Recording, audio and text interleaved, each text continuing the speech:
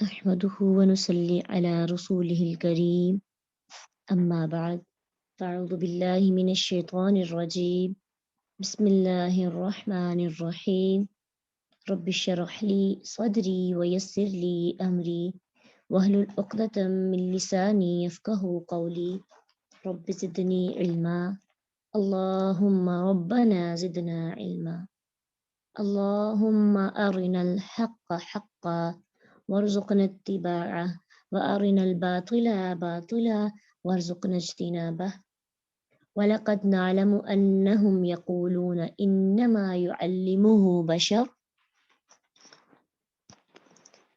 وَلَقَدْ البتہ تحقیق نعلم ہم جانتے ہیں انہم بے شک وہ یقولون وہ کہتے ہیں انما یعلمہ بشر بے شک یہ سکھاتا ہے اسے ایک آدمی، یعنی یہ جو قرآن پڑھ کے ہمیں سناتا ہے اسے یہ ایک آدمی سکھاتا ہے۔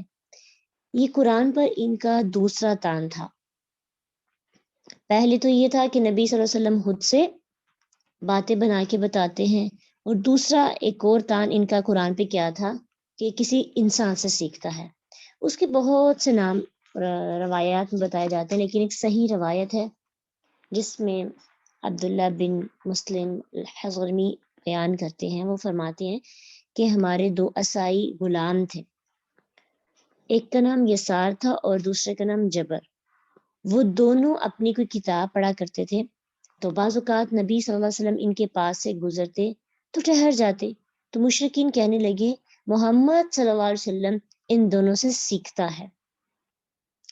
تو پھر اللہ عز و جل نے یہ آیت نازل کی، کون سی؟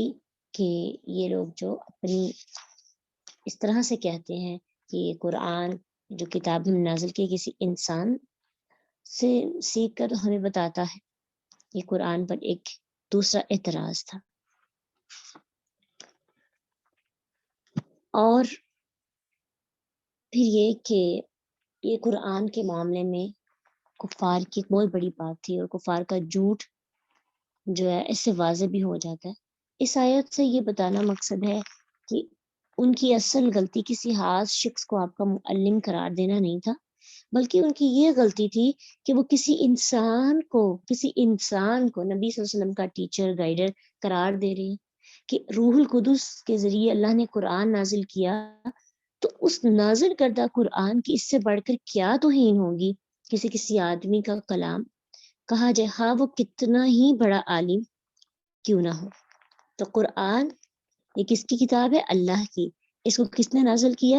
اللہ سبحانہ تعالیٰ نے۔ تو اس لیے کفار کا یہ الزام تھا کس پر؟ قرآن پر اور نبی صلی اللہ علیہ وسلم پر۔ لسان الذی یلحدون الیہ اعجمی وہذا لسان عربی مبین۔ اللہ کہتے ہیں کہ اس شخص کی زبان جس کی طرف وہ غلط نسبت کر رہے ہیں وہ تو اجمی ہے، تو یہ تو عربی زبان میں قرآن ہے، تو کیا اجمی انسان اتنی فصاحت اور بلاغت کے ساتھ قرآن کی وضاحت کر سکتا ہے؟ اتنی خوبصورت آیات قرآن کی بیان کر سکتا ہے؟ حقیقت یہ ہے کہ یہ لوگ اللہ پر، قرآن پر کیا کرتے ہیں؟ جھوٹ باندھتے ہیں۔ ان الذین لا یؤمنون بآیات اللہ، بے شک وہ لوگ جو اللہ کی آیات پر ایمان نہیں لاتے، لا یہدیہم اللہ ان کو ہدایت نہیں دیتا، لا یہدیہم اللہ انہیں ہدایت نہیں دیتا، وَلَهُمْ عَذَابٌ علیم ان کے لیے دردناک عذاب ہے۔ ہدایت کا معنی ہوتا ہے سیدھی راہ دکھانا، اور اس کا ایک اور مطلب ہوتا ہے اس پہ چلنے کی توفیق دینا بھی، یعنی ہدایت ارشاد اور ہدایت توفیق۔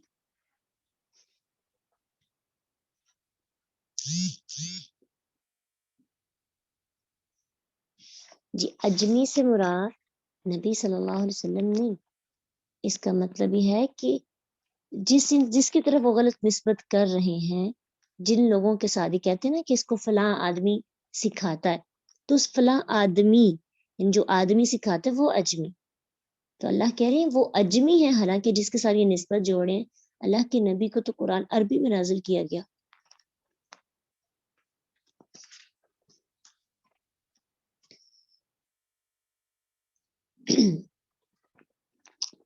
تو ہدایت کتنی طرح کی ہوتی ہے؟ ہدایت توفیق اور ہدایت ارشاد. تو یہاں پہ دوسرا مطلب ہے ہدایت توفیق، یعنی بعض اوقات اللہ تعالیٰ کسی کو سیدھی راہ دکھا دیتے ہیں، لیکن جو چلنے کی توفیق ہے وہ اس کو میسر نہیں ہوتی. ہم میں سے بہت سے قرآن تک آئے ہیں نا. اب دیکھیں قرآن تک آنا بھی آسان ہے، مطلب مشکل ہے لیکن قدر آسان ہے ہدایت توفیق سے. ہدایت ارشاد علم مل جانا، ہدایت کی سمجھ آ جانا، انسان کو پتہ لگ جائے کہ یہ راہ سیدھی ہے اور یہ راہ غلط ہے. اب اگلا سٹیپ ہوتا ہے پتہ چل کیا، اب اس راہ پہ چلنا. تو یہ چلنے کی توفیق بھی اللہ سبحانہ تعالیٰ دیتے ہیں. تو اللہ کہتے ہیں وہ لوگ جو اللہ کی آیات پر ایمان نہیں لاتے. اس سے پتہ چلتا ہے علم صرف کافی نہیں، ایمان کا درجہ. ایمان کیا ہے؟ اللہ پر ایمان لانا کہ میرا رب اللہ ہے، رسول اللہ میرے نبی ہیں، کتب پر ایمان لانا، آخرت کے دن پر ایمان لانا، خیر اور شر کی تقدیر پر ایمان لانا. تو ایمان دراصل انسان کے اندر جب آتا ہے تبھی انسان کو ہدایت توفیق ملتی ہے. جس کے اندر ایمان ہی نہ ہوتا وہ کتنا بھی علم حاصل کیوں نہ کر لے، وہ قرآن کو اپنے ہاتھ سے ہی کیوں نہ لکھ لے، وہ قرآن پہ کتنا ہی ریسرچ کیوں نہ کر لے، ہدایت توفیق اس کو نہیں ملتی. اب دیکھیں نا سائنٹسٹ اور یہ غیر مسلم قرآن پڑھتے ہیں نا، قرآن یہ بھی پڑھتے ہیں، مطالعہ کرتے ہیں قرآن کا. ان میں سے کچھ ایسے ہوتے ہیں جن کا دل قرآن پڑھتے پڑھتے ایمان کی حالت میں آ جاتا ہے اور اللہ ان کو ہدایت توفیق دے دیتے ہیں. اور کچھ ایسے ہر درم ہوتے ہیں کہ انہوں نے پہلے ڈیسائیڈ کیا ہوتا ہے کہ ہم نے اس قرآن کی تاثیر میں نہیں آنا، یا ان کو گائیڈنس اس طرح کی ملی ہوتی ہے.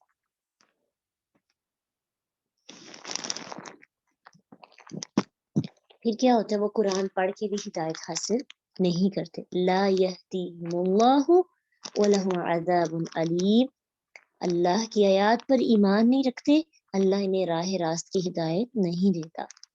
یہی وہ لوگ ہیں جو کیا کرتے ہیں، اس طرح کی فضول باتیں کرتے ہیں کہ قرآن جیسی فصیح و بلیغ کتاب کو ایسے شخص کی طرف نسبت کرتے ہیں یا اس کو ایسے شخص کی تصنیف قرار دے دیتے ہیں جس کی اپنی عربی زبان ہی، جس کی لینگویج ہی عربی نہیں ہے. ٹھیک ہے، تو اس آیت سے ہمیں یہ ایک بات پتہ چلی حقیقت کہ اللہ سبحانہ تعالیٰ ایسے لوگوں کو ہدایت کیوں نہیں دیتا، کیونکہ ان کے دل میں ایمان نہیں ہوتا. اور اپنے لیے یہ بات پتہ چلی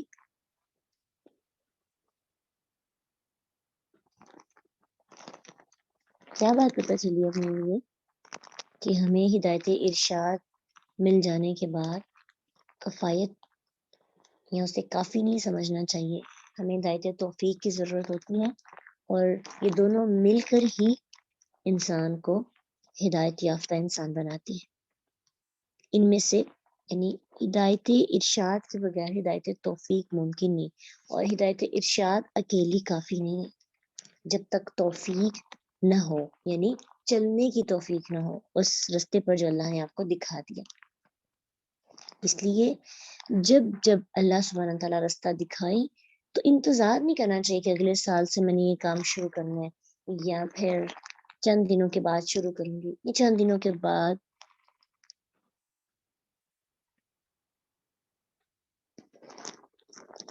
بعد برائی چھوڑوں گی، بالکل بھی نہیں. ایسے نہیں سوچنا، کیونکہ وہ کیفیت جو آئی ہوتی ہے وہ ختم ہو جاتی ہے. اس لیے جیسے ایمانی کیفیت ہو، ایمان انسان کے اندر بڑھ رہا ہو تو نیکیوں میں اضافہ کرتے جائیں تاکہ ایمان جو ہے اس کو استقامت کے لیے تھوڑی سی سپورٹ مل جائے.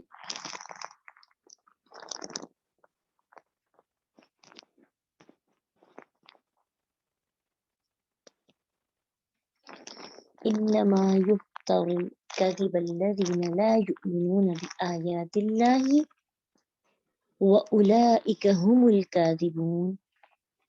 اللہ کہتے ہیں جھوٹ تو وہی لوگ باندھتے ہیں جو اللہ کی آیات پر ایمان نہیں رکھتے، اور وہی لوگ اصل جھوٹے ہیں، یعنی جنہیں اللہ کا خوف نہیں ہوتا وہی جھوٹ بولتا ہے، اور جسے اللہ کا خوف ہوتا ہے وہ جھوٹ نہیں بولتا۔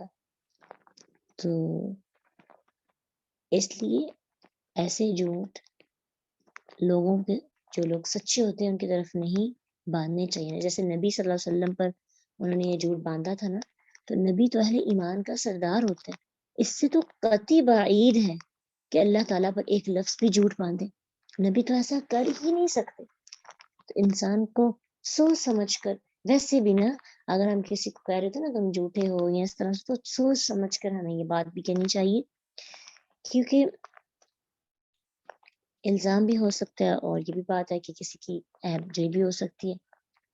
تو جھوٹ صرف اللہ پر وہی باندھ سکتا ہے یا جو اللہ پر ایمان نہیں لاتا، جس کے دل میں ایمان نہیں ہوتا، ان کی عادت جھوٹی ہوتی ہے، وہ ایمان سے محروم ہو جاتے ہیں، پھر وہ گناہ کرتے رہتے ہیں۔ من کفر باللہ من بعد ایمانہ، جو شخص اللہ کے ساتھ کفر کرے اپنے ایمان کے بعد، الا من اکرہ، سوائے اس کے کہ جسے مجبور کیا جائے، وقلبہ مطمئن، اور اس کا دل مطمئن ہو بالایمان، ایمان پر، ولیکن، اور لیکن، من شرح بالکفر، لیکن جو کفر کے لیے سینہ کھول دے، صدرن، سینہ، فعلیہم، تو اس پر ہے غضب، غضب من اللہ، اللہ کا، یعنی ان لوگوں پر اللہ کا بہت بڑا غضب ہے، وَلَهُمْ عَذَابٌ عَظِيمٌ، اور ان کے لیے بہت بڑا عذاب ہے۔ یہ آیت بہت انٹرسٹنگ ہے اور یہ سمجھنے والی بھی ہے۔ اس آیت کا سب سے پہلے مفہوم دیکھتے ہیں کہ اللہ سبحانہ تعالیٰ فرما رہے ہیں وہ بندہ جو اپنا ایمان، یعنی ایمان لانے کے بعد کفر اختیار کر لیتا ہے، تو اس کی دو وجوہات سامنے رکھی۔ پہلی کنڈیشن یہ ہے کہ اگر وہ ایمان سے پھرنا نہیں چاہتا، لیکن وہ اتنا مجبور ہے کہ اس مجبوری کے سبب اسے ناٹک کرنا پڑتا ہے کہ میں کفر میں ہوں، حالانکہ دل اس کا ایمان پر مطمئن ہوتا ہے، کسی حکمت کی بنا پر اسے ایمان سے تھوڑا سا، یعنی لبادہ جس میں ایمان کا اوڑا ہوتا ہے یا ایمان کا جو رنگ ہوتا ہے، وہ اپنے دل تک محدود کرنا پڑتا ہے، ظاہری چیزیں اس کو ختم کرنی پڑ جاتی ہیں۔ جیسے کہ تبری میں ایک حدیث ہے، ایک معتبر حدیث ہے صحیح سند کے ساتھ، عبداللہ بن عباس رضی اللہ عنہما کا قول نقل فرمایا گیا کہ اللہ تعالیٰ نے فرمایا کہ جو شخص ایمان لانے کے بعد کفر کرے اس پر اللہ کا باری غضب ہے اور اس کے لیے عذاب عظیم ہے، جیسا کہ اس آیت کے اندر ہے۔ لیکن جسے مجبور کر دیا جائے، وہ اپنی زبان سے کوئی بات کہتے جبکہ اس کا دل ایمان کی وجہ سے اس کے خلاف ہو تاکہ وہ اس کے ساتھ دشمن سے بچ سکے، تو اس پر کوئی گناہ نہیں، کیونکہ اللہ سبحانہ تعالیٰ بندوں کو صرف اس چیز پر پکڑتا ہے جو ان کے دلوں کا پکا عقیدہ ہو۔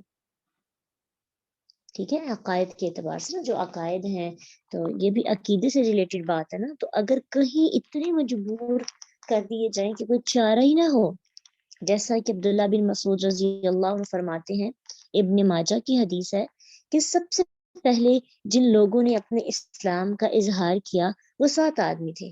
کون کون؟ نبی صلی اللہ علیہ وسلم، ابو بکر رضی اللہ عنہ، عمار رضی اللہ عنہ، ان کی والدہ سمیہ رضی اللہ عنہ، صہیب رضی اللہ عنہ، بلال رضی اللہ عنہ، اور مقداد رضی اللہ عنہ، اللہ ان سب پہ راضی ہو جائے۔ 7 آدمی تھے جو سب سے پہلے اسلام کا اظہار کرنے والے تھے۔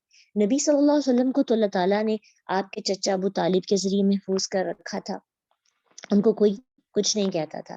ابو بکر رضی اللہ عنہ کو اللہ تعالیٰ نے اپنی قوم کے ذریعے محفوظ کیا تھا، ان کو بھی لوگوں نے کچھ نہ کہا، لیکن جو باقی ہیں سب کو مشرکین نے پکڑا اور انہیں لوہے کی زرہیں پہنا کر دھوپ میں جلسنے کے لیے پھینک دیا۔ وہ جتنے تھے سب نے ان کے مطابق کہہ دیا جو کفار چاہتے تھے، سوائے بلال رضی اللہ عنہ کے۔ اللہ کے معاملے میں اس کے نزدیک اس کی جان بے قدر و قیمت ٹھہری، انہوں نے اس کی کوئی پرواہ نہ کی، اور وہ ان لوگوں کی نظر میں ایسا بے قدر و قیمت ٹھہرا کہ انہوں نے اسے پکڑ کر بچوں کو دے دیا، اور وہ اسے مکہ کی گھاٹیوں میں گھومتے پھرتے تھے، اور بلال اللہ ایک ہے، اللہ ایک ہے یہ کہتا رہتا تھا، احد احد، اللہ ایک ہے، اللہ ایک ہے۔ سب نے جو باقی تھے، دو تو نبی صلی اللہ علیہ وسلم اور ابوبکر صدیق ہی رہے، اور پیچھے 5 رہ گئے، 5 میں سے بلال رضی اللہ عنہ نے لیکن اللہ ایک ہے، اللہ ایک ہے کہنا نہ چھوڑا، اور جو باقی تھے انہوں نے کفار کے مطابق چاہتے حالانکہ ایمان ان کے اندر موجود تھا۔ تو اس سے نا حوالہ یہ ملتا ہے کہ اجازت ہے کہ جب انسان ساتھ مجبور ہو، اور مجبوری کی حالت میں اگر وہ کلمات دیتا ہے، جو وہ اپنی جان بچانے کے لیے کہتا ہے، حالانکہ دل اس کا مطمئن ہوتا ہے، تو پھر اس کو اللہ کی طرف سے سزا نہیں دی جائے گی۔ لیکن جو بندہ کفر کے لیے سینہ بول دیتا ہے، یعنی ایمان کے بعد اپنے مالی فائدے کے لیے، ذاتی فائدے کے لیے، یا کسی بھی طرح سے وہ کیا کرتا ہے، ایمان سے پھر جاتا ہے، شرح صدر کے ساتھ کفر قبول کر لیتا ہے، تو اللہ تعالیٰ اس پر نازل کریں گے، اور اس کے لیے بہت بڑا عذاب ہے۔ لیکن الا من اکرہ، اس کے ساتھ اس شخص کے بارے میں فرمایا جس پر جبر کرے، اپنی جان بچانے کے لیے کلمہ کفر زبان سے کہتے، تو یہ رخصت ہے۔ لیکن اگر کوئی شخص مرنا قبول کر لے اور اسے کوئی کلمہ کفر یا اسلام کے خلاف کوئی بات نہ نکالے، تو یہ عظیمت ہے، یہ کیا رخصت اور ایک عظیمت کہ اس نے ارادہ کیا، وہ اسے بلال رضی اللہ عنہ نے کیا تھا۔ جی پہلے دل کا حساب ہوگا کہ دل کس آمادہ ہوتا ہے، اور جو بندہ شخص اگر مر جاتا ہے تو پھر وہ بہت بڑا شہید ہوگا، جیسے اللہ کے پیغمبروں ابراہیم علیہ السلام، عیسیٰ علیہ السلام نے موت کے خوف سے کلمہ کفر نہیں کہا، شہادت قبول کی، لیکن اللہ نے ان کو بچا لیا۔ اسی طرح اصحاب اخدود کا واقعہ جو سورہ یاسین میں ہے، اور سورہ یاسین میں ایک الگ واقعہ ہے شہید ہونے والے شخص، اس نے بھی اسلام کے خلاف بات نہیں کی اور شہید ہو گیا۔ اور اصحاب اخدود کا واقعہ بھی آپ نے ڈیٹیل میں پڑھا ہوگا، سیکھا ہوگا۔ پھر اسلام میں اس کی بے شمار اور بھی مثالیں ہیں، بلال رضی اللہ عنہ کی اور دوسرے صحاب کی اور تابعین کی بھی، کہ کس طرح انہوں نے اسلام کے خلاف بات نہیں کی لیکن اپنی جان پر ظلم برداشت کر لیا۔ ٹھیک ہے، تو اس آیت سے نا ایک ہمیں مسئلہ بھی سمجھ آتا ہے کہ زبردستی کروایا ہوا کوئی بھی قول یا فعل معتبر نہیں ہوتا۔ اگر زبردستی طلاق کروا دی جائے تو وہ طلاق نہیں ہوگی، اگر زبردستی نکاح کروا دیا جائے، یعنی جس میں دونوں فریقوں کا اعجاب قبول، تو وہ نکاح نہیں ہوتا، نہ غلام آزاد کیا جاتا ہے، کسی کے نام جائیداد لگوا دی جائے زبردستی تو وہ بھی جو ہے معتبر نہیں، نہ ہی کوئی اقرار یا انکار یا کفری بات۔ جو بندہ عقیدے کے ساتھ دل کے ساتھ کرتا ہے تو وہ معتبر ہوگا۔ یہ تمام کام، طلاق، نکاح، غلام آزاد کرنا، کسی کے کام، کسی کے نام جائیداد کرنا، کوئی اقرار لینا یا انکار کروانا یا کفری بات کہنا، یہ سب باتیں جو ہے اس کے لیے دل سے راضی ہونا ضروری ہوتا ہے۔ فعلیہم غضب من اللہ، دنیا میں اللہ کا بہت بڑا غضب ان پر یہ ہے کہ مرتد ہونے والا مرد ہو یا عورت اگر توبہ نہ کرے تو ان پر اس کا قتل واجب ہوتا ہے مسلمان پر۔ ابن عباس رضی اللہ عنہما سے روایت ہے، صحیح بخاری کی یہ حدیث ہے کہ نبی صلی اللہ علیہ وسلم نے فرمایا، من بدل دینہ فاقتلوہ، جو شخص اپنا دین بدلے اسے قتل کر دو، اسے فتنہ پھیلتا ہے نا اس لیے۔ اور آخرت میں عذاب عظیم کیا ہوگا یہ اللہ ہی جانتے ہیں کہ ان کے لیے دردناک اور بہت بڑا عذاب کون سا ہوگا۔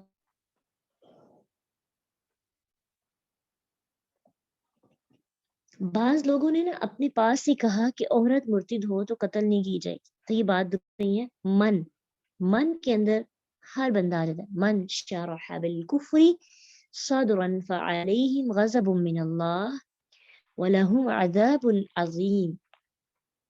عورت ہو یا مرد، جو بھی مرتد ہوگا، دین کو چھوڑ کر، اسلام کو چھوڑ کر کوئی اور دین اختیار کر لے گا، اسے قتل کرنا واجب ہے۔ ذالک بانہم، اللہ نے ریزن بتا دی کہ کیوں ہم ایسا کریں گے۔ ذالک بانہم استحبوا الحیات الدنیا علی الآخرہ، اس لیے کہ انہوں نے دنیا کی زندگی کو آخرت کے مقابلے میں محبوب رکھا، دنیا کی زندگی کو آخرت پر ترجیح دی۔ کفر اختیار کرنے کی وجہ سے اللہ کی طرف سے یہ ہدایت سے محروم ہو گئے۔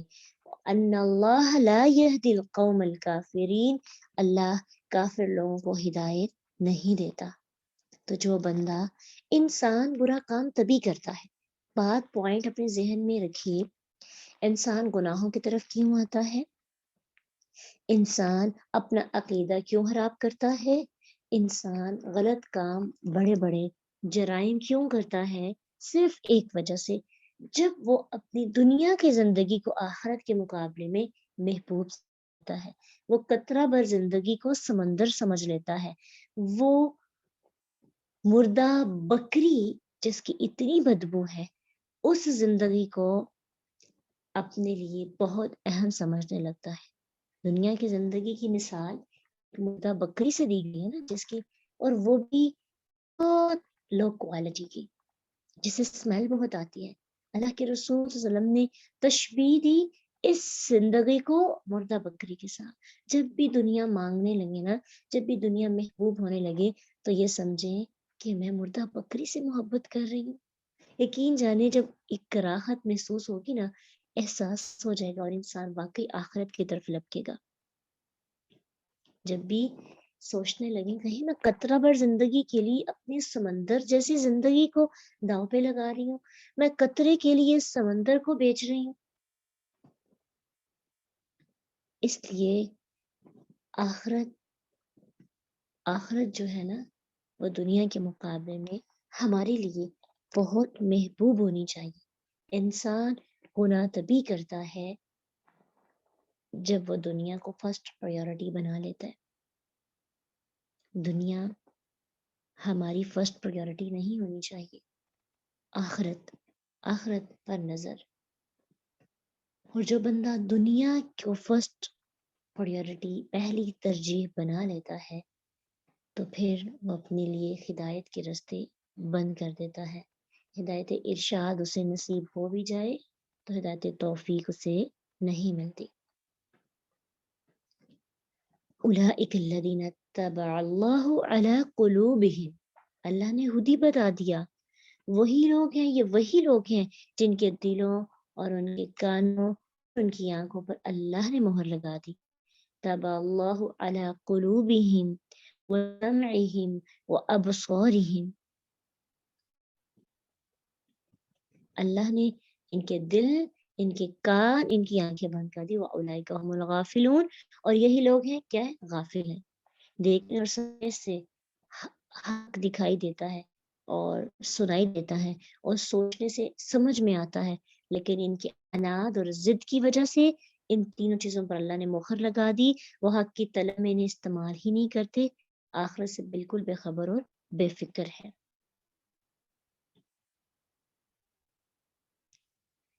جب انسان دنیا کو ترجیحات میں پہلی ترجیح میں رکھتا ہے، اللہ سمجھتے ہیں، اللہ کو پتہ چل جاتا ہے نا، اللہ کو تو پہلے ہی پتا ہوتا ہے کہ یہ بندہ اب یہ دنیا کو ہی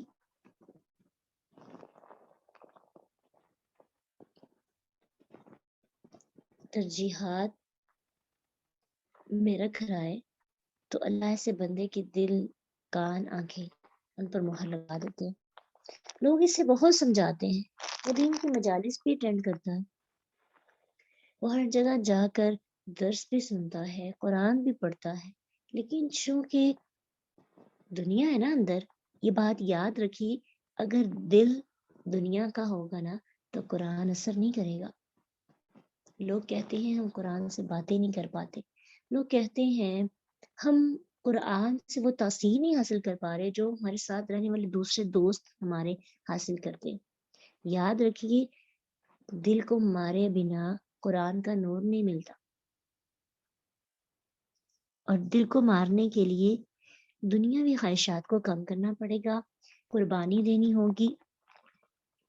اگر ہم اتنی ہمت نہیں رکھتے، کچھ قربان نہیں کر سکتے قرآن کے لیے، اللہ کے لیے، آخرت کے لیے، تو پھر دل نہیں بدلے گا۔ دل بدلنے کے لیے قربانی، اور دل بدلنا کیوں ضروری ہے؟ کیونکہ قرآن کی تفسیر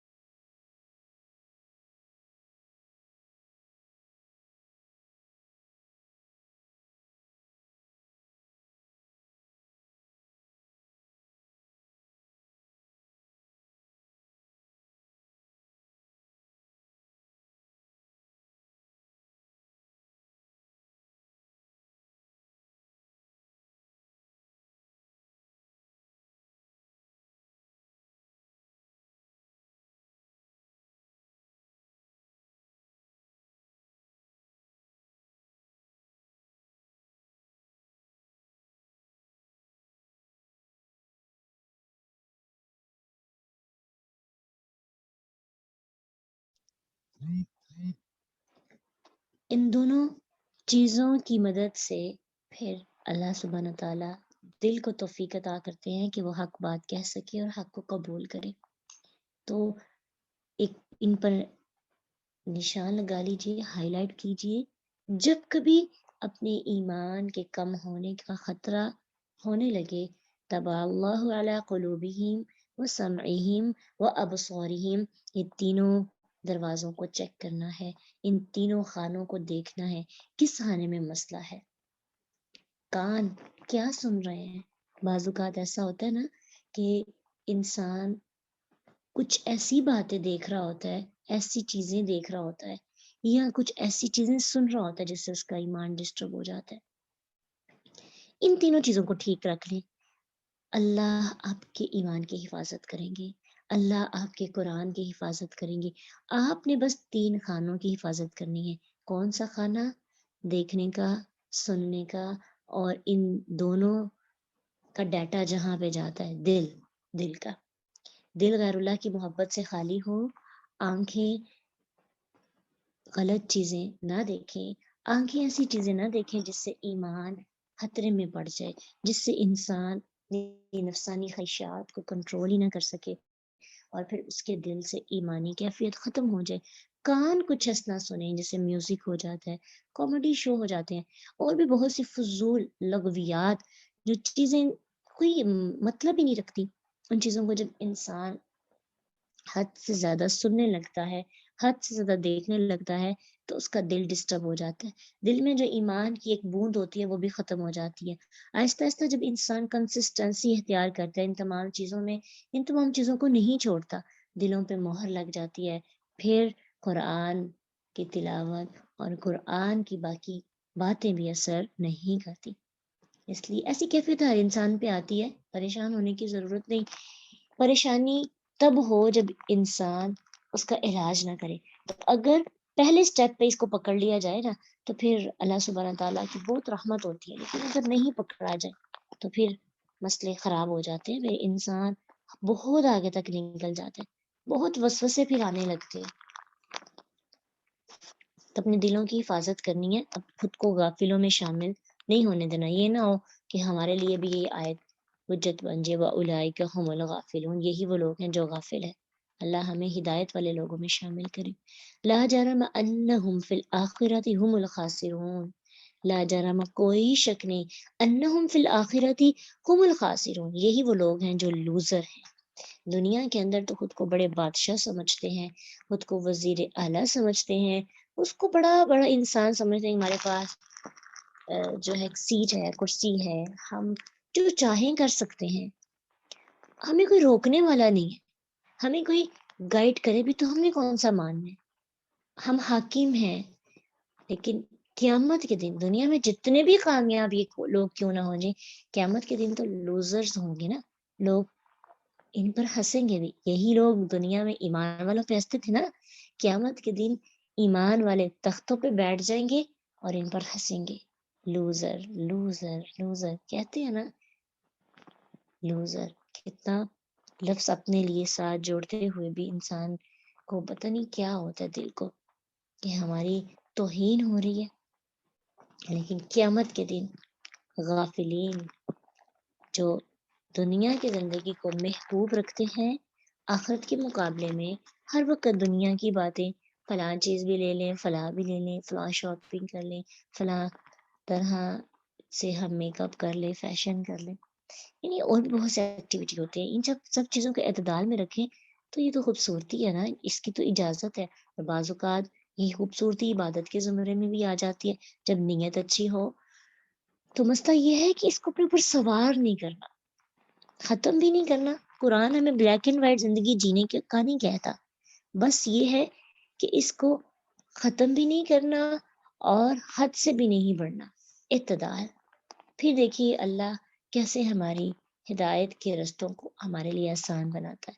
ثم ان ربک للذین ہاجروا من بعد ما فتنوا ثم جاہدوا وصبروا. پھر بے شک تیرا رب ان لوگوں کے لیے جنہوں نے وطن چھوڑا اس کے بعد کے فتنے میں ڈالے گئے. اچھا یہ آیت جو ہے نا، پتہ ہے کن کے لیے ہے؟ مکہ کے بعض مسلمان کافروں کے لیے، یعنی مکہ کے جو بعض مسلمان تھے نا، انہوں نے کیا کیا، کفار کے ڈر کی وجہ سے کلمہ کفر کہہ دیا، پیچھے پڑھ کے آئے ہیں. تو اب تنگ آ کر کچھ لچک کھا گئے اور بعض ناجائز الفاظ منہ سے کہنے پر مجبور ہو گئے اور نبی صلی اللہ علیہ وسلم کے ساتھ ہجرت بھی نہیں کر سکے. لیکن اس کے بعد انہوں نے ایمان کے تمام تقاضے پورے کیے، انہوں نے ہجرت بھی کی، جہاد میں حصہ بھی لیا، اپنے اسلام پر خوب ڈٹے رہے، پھر نہیں انہوں نے بعد میں کوئی کمپرومائز کیا. تو اللہ تعالیٰ کہتے ان کی اس ایمان کی وجہ سے، ان جہاد کی، ہجرت کرنے کی اور اپنے موقف پر ڈٹے رہنے کی وجہ سے اللہ نے ان کے جو تمام پچھلے گناہ ہیں اللہ نے ان کو معاف فرما دیا. ان ربک من بعدها لغفور الرحیم، بے شک تیرا رب ضرور بخشنے والا، رحم کرنے والا، نہایت مہربان ہے. یعنی آزمائش میں جب ڈالے گئے تھے، اس آزمائش کو پورا نہیں اتر سکے، انہوں نے کچھ الفاظ کہہ دیے، لیکن اللہ کہتے ہیں کہ یہ الفاظ تو کہہ دیے، اس کے بعد دیکھا گیا کہ واقعی انہیں شرع صدر سے کہتے ہیں یا زبان سے. تو کیسے پتا چلا؟ بعد کے حالات میں یہ اسلام پر ڈٹے رہے.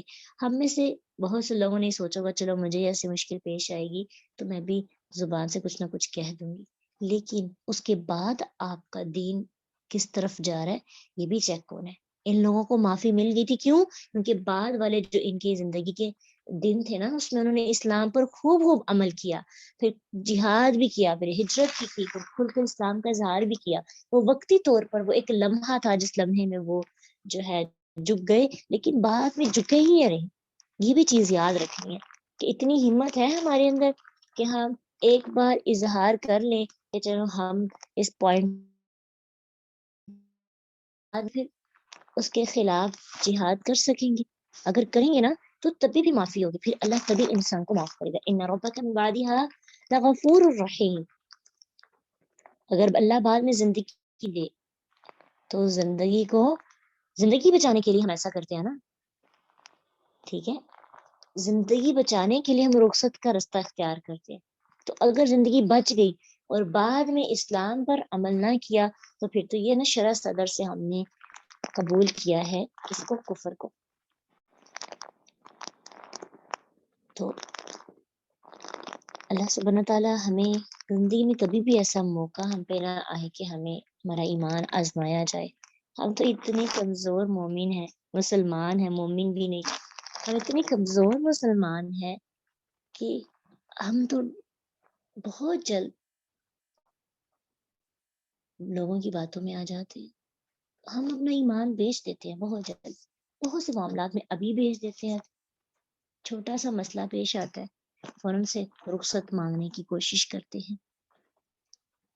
تو اللہ ایسا موقع ہم پہ کبھی بھی نہ آنے دے کیونکہ ہمیں اپنے ایمان کا پتہ ہے بہت کمزور ہے، اور کمزور ایمان کے ساتھ ہم اپنے کہیں ایمان کو ہی نہ بیچ ڈالیں۔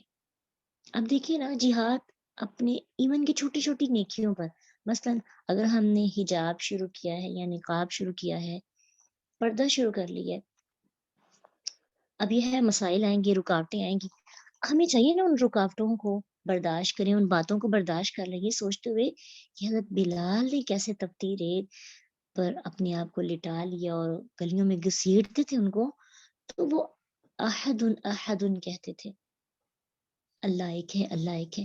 تو ہم اتنی جلدی گھبرا جاتے ہیں، اتنی جلدی ایمان بیچ دیتے ہیں کہ اپنے ماں باپ کی ناراضگی برداشت نہیں کر پاتے، اپنوں کی باتیں برداشت نہیں کر پاتے، اور فوراً سے پردہ جو جہاد کر رہے ہوتے ہیں اپنی حجاب کے خلاف فوراً سے اتار دیتے ہیں، فنکشنز پہ جاتے ہیں، ماں باپ نہیں لے کے جا رہے تو آپ نہ جائیں، لیکن اپنا ایمان تو نہ بیچیں۔